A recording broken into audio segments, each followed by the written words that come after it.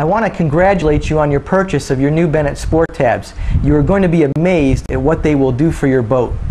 Now, in my years of boating experience and working with boaters, there's not a time that someone hasn't said to me, can I handle this job, or can I do this installation or complete this repair on my own?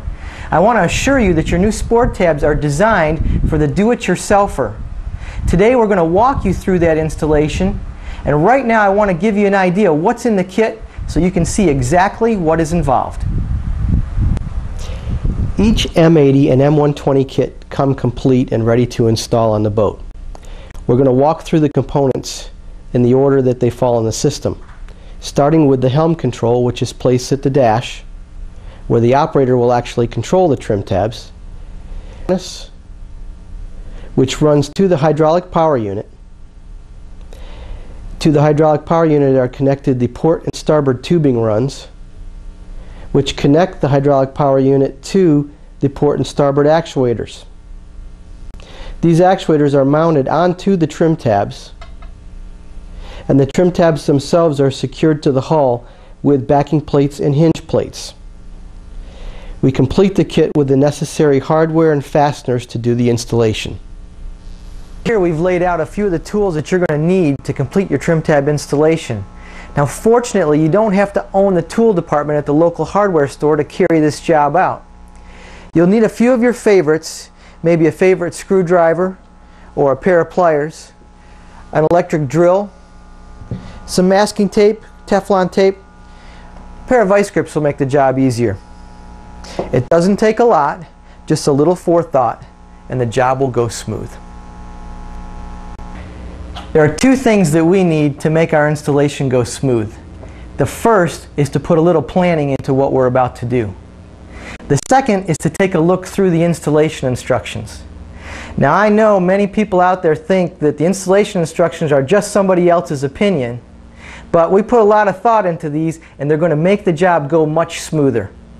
Let's get ready to put the trim tabs on the transom. The boat that we're working with today is a 14.5-foot center console fishing boat. Its transom configuration is fairly standard. Now, to get proper performance from your new trim tabs, placement is important. We're going to place the tabs as far outboard as the transom allows us to, and we're going to raise the leading edge of the tab up slightly in accordance with the installation instructions. Once we find our location, we're going to use the trim tab backing plate as a template. We're going to mark our holes and prepare to drill them. Now, we used our backing plate to mark the hole locations for the screws that will actually attach the trim tabs to the transom. It is always advisable to use the recommended pilot hole size for the fastenings you are using. Now, we're going to take a little bit of marine epoxy, put the screw tips into it, and those will act as a sealer and help lock the screws into place. The location of the top of the hydraulic cylinder establishes the negative angle for the trim tab. Now, this is important so that the boat can react at times like there are no tabs on it at all. I've just drilled three 3/16" pilot holes, which will allow us to secure the top of the hydraulic actuator to the transom with our number 14 screws.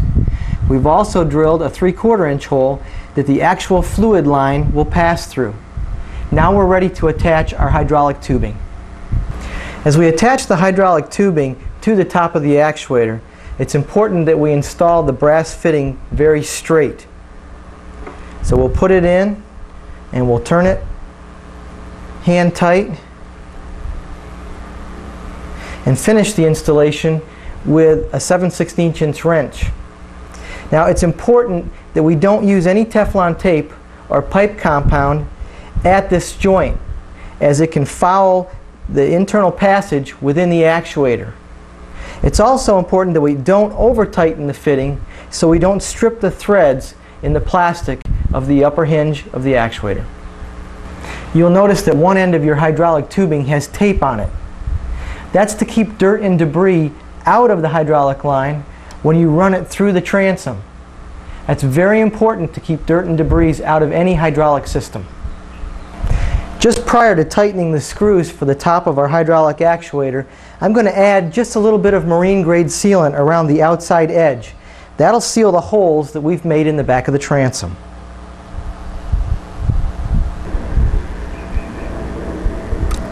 Now that we've finished the mounting of our hydraulic actuators and running the tubing, we've completed the work outside the boat and we're prepared to move inside.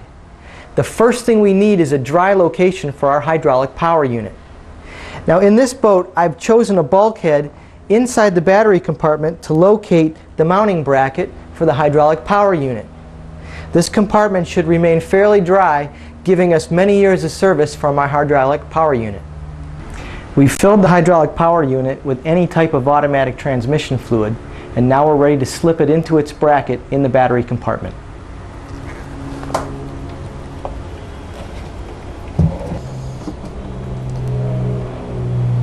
With the Lexan cover in place, the installation of our hydraulic power unit is now complete. It's time to attach the hydraulic tubing to the power unit itself. Now you notice at each port there is a designator, a P and an S, standing for port and starboard. We'll bring the port side actuator line to the P and the starboard side actuator line to the S. Now, tightening the nut and ferrule compression fitting is accomplished by bottoming the tubing in the socket, sliding the nut down the tubing, tightening it finger tight, and one full turn with a wrench. This is our ES2000 or Euro style rocker switch control that will come standard with your M80 and M120 kits. Now I want to show you how easy this control is to install. We'll start by turning it over and taking a look at the back side, where you'll find 5 brass jumper strips. Each one is marked with a designator. You'll see a Y, a B, an R, and a G. On the center bar, you'll find a plus. These markings coordinate with the wire harness colors that will be attached to each jumper. Now you will notice that there are 2 screws for each jumper. The wire can be attached to either one as long as the color of the wire matches the letter that's on the brass.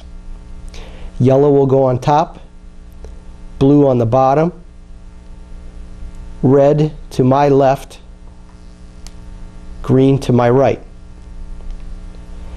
The plus is our incoming power, or the orange positive hot lead.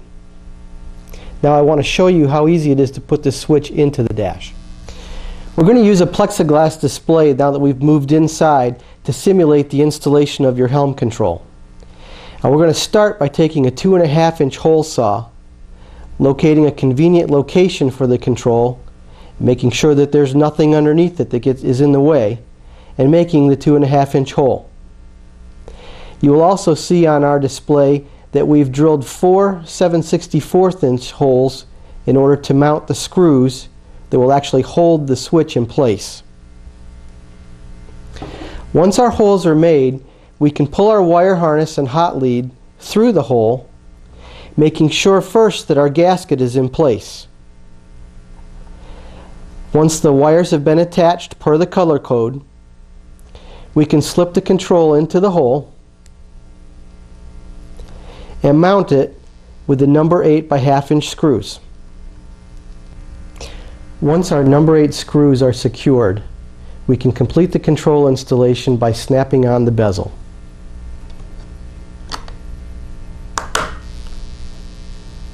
Now that our installation is complete, we can bleed the tabs by running them up and down just a few times. The system is self-bleeding. And once that's done, it's time to go out and enjoy your new tabs.